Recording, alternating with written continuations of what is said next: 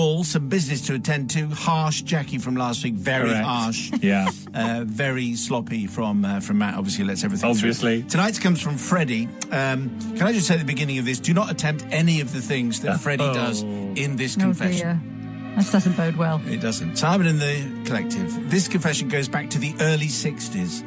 Different times, different world and all that. Yep. I was about 6 years old and spending a hot summer afternoon with my friend Richard, who lived at the bottom of the hill.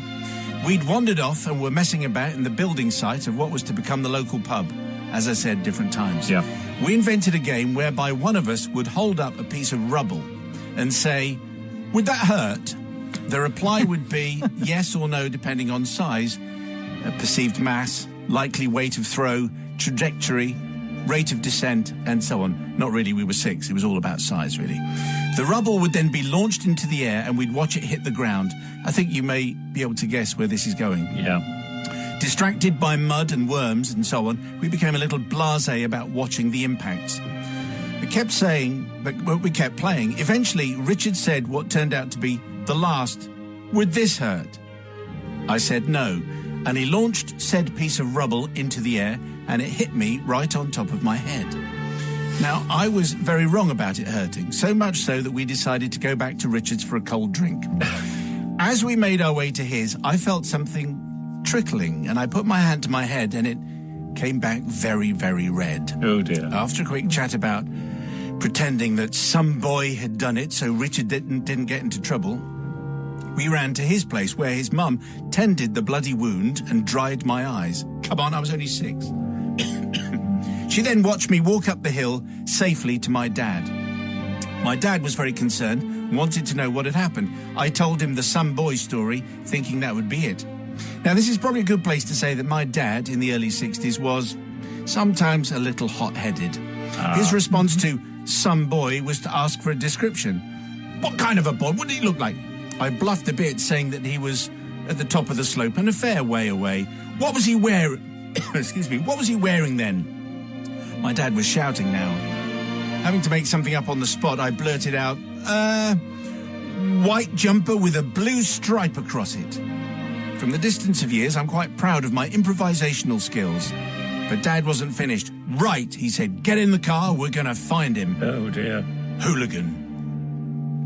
I might have removed some sweary words, says Freddie from that. What followed was what seemed like hours trawling around the neighbourhood, passing local youths with Dad saying, was that him? Every few minutes, was that him? Despite me being able to say no, because they clearly weren't wearing a white jumper with blue stripe, I was finding it more and more stressful. So to the nub of this confession, I don't ask forgiveness from Richard for spoiling a perfectly good, if somewhat dangerous by modern times, afternoon on the building site, nor from his mum for bleeding copiously on her kitchen floor. In those days it was lino, so easily wiped. Nor from Dad for taking up his afternoon and using up some petrol that he could probably ill afford. No, Simon, here is why I seek forgiveness. After those hours of trawling, I was understandably stressed, and Dad was getting angrier and more frustrated at not being able to thump the person who had so awfully injured his, at that time, only son. Which made it unfortunate that as we came round the corner back to the building site, having given up on the search, there was a boy in a white jumper with a vaguely blue stripe across it. Dad got out of the car, he turned back to me and said, is that him? Is that him? Is that him? No. Forgive me, Collective, I was only 6. The stress, the pain, the angry father, the jumper, I just said yes to get it over with, and I'm still not sure why. Dear. So I do ask for forgiveness from the poor some boy in the white jumper with a blue stripe, who must have been somewhat surprised to see this slightly overweight bloke herring over the field, waving and shouting, and even more surprised when he realised that Dad was coming for him. Luckily, bloke in the jumper was young and fast. Dad, old and not athletic. So no one actually got thumped.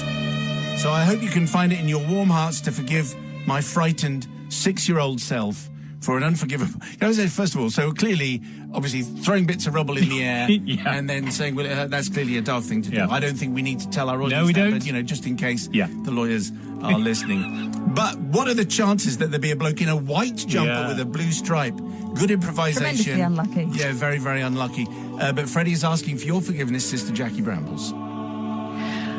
Oh, that lovely little 6-year-old who was terrified and bleeding and, didn't want to dob his friend in. Sadly, I cannot forgive, though, because the trauma that you inflicted on that poor young Spotty Herbert with the white jumper and the blue stripe, for life. He just thinks, random people just chase you for no apparent reason. So I'm afraid the truth should have set you free, and yet it didn't, did it? No. No. Okay. Brother from another gutter? Well, we've all done pretty rash things in our youth, I'm pretty sure. Maybe not throwing rubble around on a building site, but, not far off that. And at least he had the presence of mind to think of something suitably random, such as a white jumper with a blue stripe. You wouldn't think there would be anyone with a white jumper and a blue stripe. Maybe the 60s, it was all the rage. Well, yes, and some would argue that wearing a white jumper with a blue stripe means you get what's coming to you, frankly, because I don't think it's a very good top at all, really. So nobody got thumped. Everyone got out of it fine, apart from having to wear a white jumper with a blue stripe. So